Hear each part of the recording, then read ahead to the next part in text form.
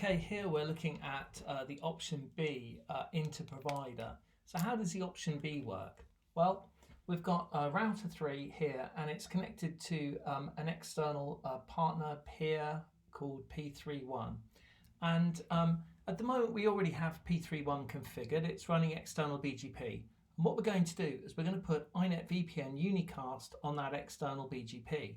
Of course, once we've done that, we need to repeat the iNet unicast because it removes it. And what we now have, as we can see at the top here, is we have eBGP with iNet VPN. And what that means is that the different iNet VPN routing targets are going to be coming across and being shared from router 3 to P3.1. Of course, the disadvantage of this is that all of the target information is going to be in router 3.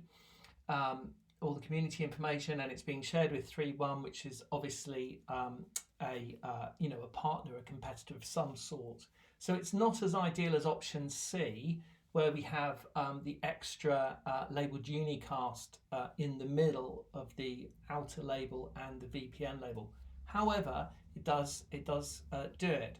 So let's have a little look on the policy option policy statement. On the P3 neighbor, we already have a filter. Now, up till now, what we've been doing is we've been allowing basically any loopbacks that are generated from P3's AS, because we're sort of getting ready for this previously. And then we've got two other terms here. One term here is basically blocking, well, it's allowing all of the routes with the mask 8 to 24, the prefix length range there. And it's making it a priority as well. And it's setting a community. Now, what we're going to have to do if we're going to be running this option B, the first term here, we need to change to BGP. So if it's coming from the AS path and it's coming from BGP, then we're going to be allowing those /32s. And then the next two terms we're changing to iNet. So what we're basically doing here is we're saying not iNet VPN is effectively what we're saying. So that restriction there is just on the iNet. It's just on the normal routes that are coming in from pair 3.1. Okay then. So that's what we're going to do. We're going to be addressing that filter there, and of course we're going to be turning on the iNet VPN. And so to a certain extent, the job is done. We have a VLAN here, which we're calling C2. It's slightly unusual because it's actually CE2, and we do have a C2. So in this particular example, you'll see C2 referenced everywhere, but it means CE2. And we're talking about our hub and spoke. We've got our hub here on CE21 and CE22 up on router 1 and router 2. And we've got a spoke here on CE25.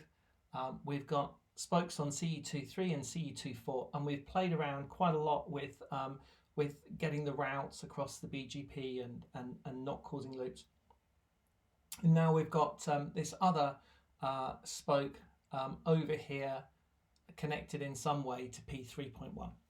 Okay, so clearly this isn't going to work without some sort of normalization.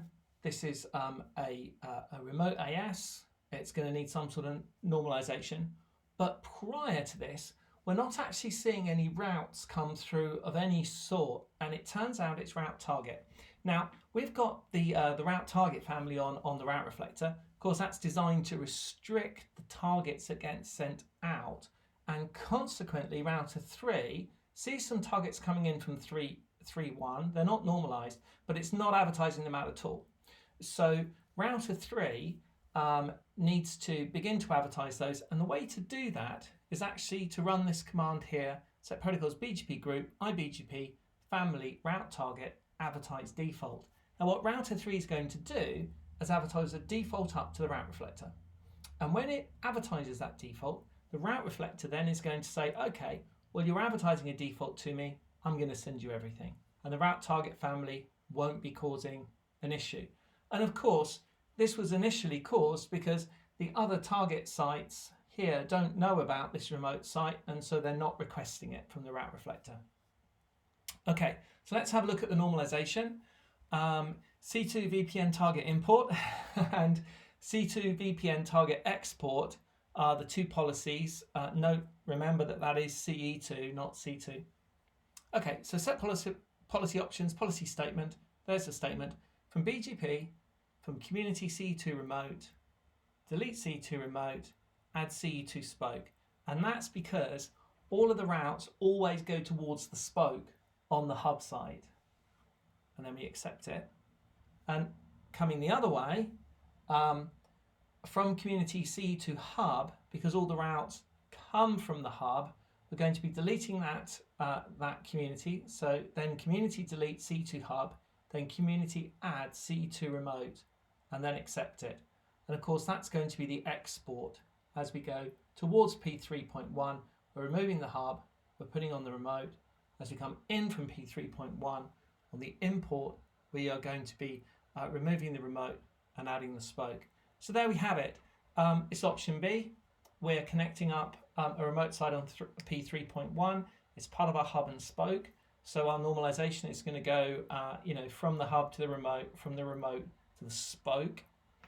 And we are dealing with the route target family by having the command route target advertise default, which kind of unlocks all those route target flows.